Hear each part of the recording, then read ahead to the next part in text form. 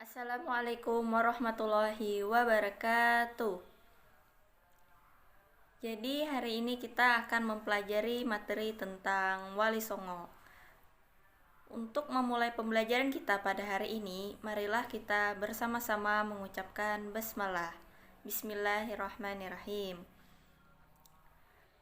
Jadi sebelum memulai pembelajaran, Ibu mau tanya dulu kepada murid-murid sekalian, bagaimana kabarnya? Alhamdulillah, baik semua. Selanjutnya Ibu akan mengabsen kalian. Apakah semuanya hadir? Alhamdulillah kalau semuanya hadir. Selanjutnya, tujuan pembelajaran yang kita capai pada hari ini yang pertama yaitu mampu menguraikan sejarah Wali Songo. Yang kedua, mampu merumuskan biografi Wali Songo. Yang ketiga, mampu menunjukkan pembagian kerja Dewan Wali Songo dan strategi dakwah Wali Songo. Jadi itulah adalah yang materi pokok pada kita hari ini. Selanjutnya, pada hari ini kita akan menggunakan metode pembelajaran ceramah dan mind mapping. Jadi nanti Ibu akan menjelaskan tentang materi Wali Songo ini. Selanjutnya untuk yang mind mapping itu Ibu akan menjelaskan sedikit apa itu mind mapping. Selanjutnya kepada anak-anak murid sekalian akan Ibu beri tugas membuat mind mapping dan itu berkelompok. Yang kelompoknya nanti akan Ibu bagikan satu-satu. Selanjutnya perhatikan mind mapping yang sudah Ibu buat ini. Jadi pada materi Wali Songo ini terdapat 4 subbagian. Yang pertama yaitu sejarah Wali Songo, yang kedua biografi Wali Songo, yang ketiga pembagian kerja Dewan Wali Songo, dan yang keempat strategi dakwah Wali Songo. Jadi untuk pembelajaran yang pertama kita akan membahas tentang sejarah Wali Songo. Jadi yang pertama yaitu sejarah Wali Songo atau Wali Sanga dikenal sebagai penyebar agama Islam di tanah Jawa pada abad ke-14. Mereka tinggal di 3 wilayah penting pantai utara Pulau Jawa, yaitu Surabaya, Gresik, Lamongan yang berada di Jawa Timur. Selanjutnya bagian yang kedua yaitu di Demak, Kudus, Muria, itu berada di Jawa Tengah. Dan yang bagian ketiga yaitu di Cirebon, itu terletak di Jawa Barat. Selanjutnya Wali Sanga adalah kelompok syiar dakwah Islam atau bisa disebut dengan mubalik, yang kerap juga disebut dengan waliullah atau wali Allah.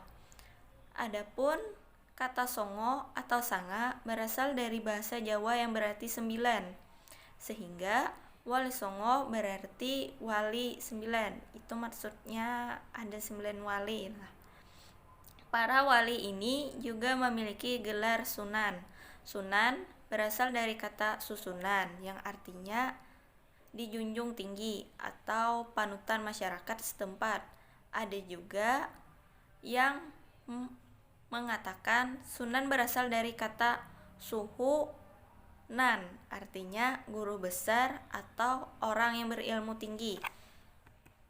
Selanjutnya sejarah Wali Songo ini terdapat 2 teori. Yang pertama teori Hadramaut. Yang pertama, menurut teori ini para Wali Songo berasal dari Hadramaut atau dari Yaman sana. Walaupun masih ada pendapat yang menyebut Wali Songo adalah keturunan Samarkand atau itu Asia Tengah lah, Campa atau tempat lainnya. Namun tampaknya tempat-tempat tersebut lebih merupakan jalur penyebaran para mubalik daripada sebagai asal muasal mereka, yang sebagian besar adalah kaum Syayid atau Syarif atau bisa disebut dengan keturunan Nabi. Yang kedua yaitu teori keturunan Cina atau Hui. Sejarawan Slamet Muljana mengundang pembahasan kontroversi dalam buku, yaitu runtuhnya kerajaan Hindu Jawa yaitu pada tahun 1968 dengan menyatakan bahwa Wali Songo adalah keturunan Tionghoa Muslim. Pendapat tersebut mengundang reaksi keras masyarakat dan yang berpendapat Wali Songo adalah keturunan Arab Indonesia. Dan pemerintah Orde Baru juga sempat melarang terbitnya buku tersebut. Selanjutnya kita akan memasuki materi yang kedua, yaitu biografi Wali Songo. Ini nanti Bu akan tugaskan kepada kalian. Jadi ini Ibu sebutkan aja dulu nama-nama Wali Songo yang populer atau yang terkenal, yaitu yang pertama Maulana Malik Ibrahim, yang kedua Sunan Ampel atau Raden Rahmat, yang ketiga Sunan Giri atau Raden Paku, yang keempat Sunan Bonang atau Makdum Ibrahim, yang kelima Sunan Derajat, yang keenam Sunan Kudus, yang ketujuh Sunan Kalijaga, yang kedelapan Sunan Muria, dan yang terakhir yaitu Sunan Gunung Jati atau bisa disebut dengan Syarif Hidayatullah. Selanjutnya untuk materi yang ketiga, yaitu pembagian kerja Dewan Wali Songo. Pembagian kerja Dewan Wali Songo mengenai pembagian kerja Wali Songo ini terbagi secara struktural. Menurut hasil penelitian Wiji Saksono, pembagian Dewan Kerja itu terbagi seperti ini. Jadi yang pertama yaitu Sunan Ampel, yaitu mengurus susunan aturan-aturan syariat dan hukum perdata, khususnya berkenaan dengan masalah nikah, talak, dan rujuk. Itu yang kedua Sunan Bonang, itu kerjanya seperti merapikan aturan-aturan, termasuk di dalamnya kaidah ilmu, selain mengubah lagu, nyanyian maupun gamelan Jawa. Habis itu yang ketiga yaitu Sunan Grisik. Ya, kerjanya itu atau karakteristiknya itu seperti mengubah pola dan motif batik, lurik maupun perlengkapan berkuda. Habis itu yang keempat Sunan Derajat, mengurus hal ehwal pembangunan rumah maupun berbagai ragam alat angkut. Yang kelima Sunan Muria, mengurus ehwal perkara masakan atau makanan maupun alat tani dan barang pecah belah lainnya. Habis itu yang keenam Sunan Gunung Jati, selain bertugas memperbaiki doa, mantra bagi pengobatan fisik, pirasat, jampi-jampi bagi pengobatan lahir, ia juga mempunyai tugas untuk membuka hutan, mengurus transmigrasi atau membuka desa baru atau bisa disebut dengan perluasan wilayah. Itu yang ketujuh yaitu Sunan Giri, bertugas mengubah perhitungan bulan, tahun, windu, lalu menyusun dan merapikan segala perundang-undangan kerajaan, termasuk urusan protokolernya. Secara teknis, Sunan Giri bertugas membuat kertas. Habis itu yang kedelapan yaitu Sunan Kalijaga, yaitu bertugas mengurus bidang-bidang seni budaya, misalkan mengubah dan menciptakan lagam maupun gending. Habis itu yang kesembilan atau yang terakhir adalah Sunan Kudus, bertanggung jawab atas perlengkapan persenjataan, perawatan bahan besi dan emas, juga membuat peradilan dengan undang-undang syariat. Dan yang terakhir adalah pembahasan tentang strategi dakwah Wali Songo. Jadi Wali Songo strateginya yang pertama yaitu Wali Songo berhasil menjelaskan apa itu Islam dalam seluk-beluknya dengan perangkat-perangkat budaya yang ada dan dapat dihayati oleh masyarakat. Islam dibumikan dengan prinsip bil hikmah wal mauzatil hasanah wajadihum bil hayati hiya ahsan. Penjelasan maksudnya adalah penjelasan mengenai Islam yang dikemas secara sederhana yang dikaitkan dengan pemahaman masyarakat setempat. Ini contohnya seperti misalnya Sunan Giri tadi bertugas menjelaskan siklus perhitungan kalender dan perubahan hari. Habis itu Sunan Gunung Jati yang mengajarkan tata cara berdoa, membaca mantra, dan pengobatan. Habis itu Sunan Derajat yang mengajarkan tata cara membangun rumah, Sunan Kudus yang mengajarkan cara membuat keris dan kerajinan emas. Habis itu hal yang penting yang perlu dicatat dalam suksesnya dakwah Wali Songo adalah corak sufistik dalam ajaran-ajaran mereka. Istilah wali itu sendiri sangat kental dengan kaum sufi atau kajian tasawuf. Corak sufistik dalam hal ini dapat diperbandingkan dengan corak fikih yang serba hitam putih. Ajaran sufi lebih terbuka, luwes, dan adaptif dalam menyikapi keberadaan ajaran di luar Islam. Baiklah, alhamdulillah itu tadi adalah penjelasan Ibu mengenai materi kita tentang Wali Songo ini. Jadi selanjutnya Ibu akan menugaskan kalian semua untuk membuat mind mapping, dan membuat mind mappingnya ini Ibu akan membagi 9 kelompok, yang mana 9 kelompok ini terbagi menjadi sesuai yang nama-nama Wali Songo yang sudah dijelaskan tersebut.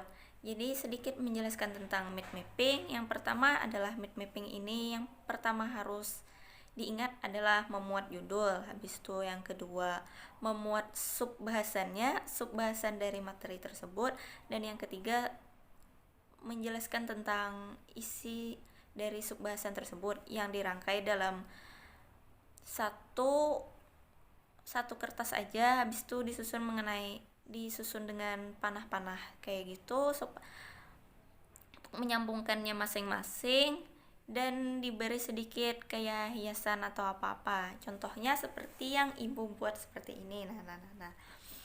Berkaitan tentang pembuatan mind mapping tersebut tadi, itu setelah Ibu memberikan 9 kelompok tadi, selanjutnya untuk minggu depan Ibu persilahkan kepada setiap kelompok untuk mengumpulkan mind mappingnya yang kemudian dipresentasikan ke depan kelas.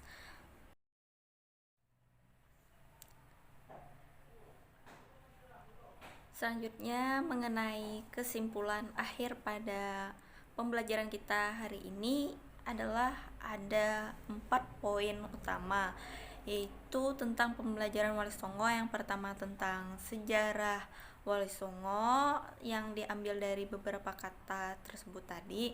Habis itu yang kedua ada nama-nama Wali Songo yang terkenal. Itu kan ada biografinya, ada nama-namanya, sejarahnya, yang tiap-tiap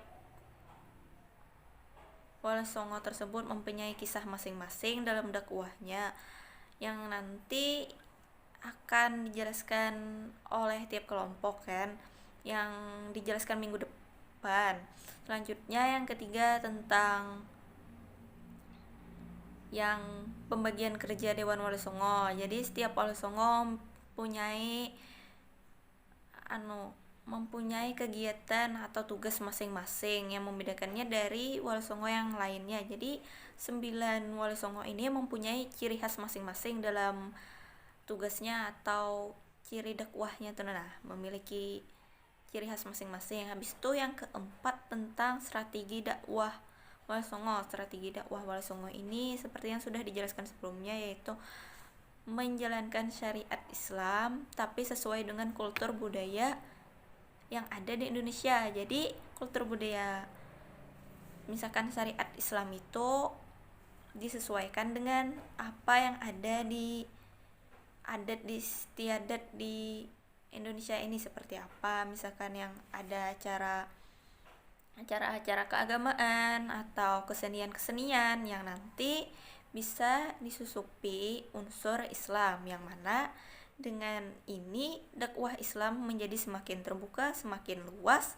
dan semakin menarik kalangan umum untuk memeluk Islam. Jadi Wali Songo ini adalah 9 wali yang menyebarkan agama Islam di Indonesia dengan tempat atau daerahnya masing-masing, yang nantinya itu akan mempermudah proses dakwah Islam. Selanjutnya Ibu tanyakan dulu kepada masing-masing siswa di sini, apakah ada kesulitan dalam pembelajaran hari ini? Alhamdulillah kalau tidak ada dan jelas semua. Selanjutnya, marilah kita tutup pembelajaran hari ini dengan sama-sama mengucapkan hamdalah. Alhamdulillah.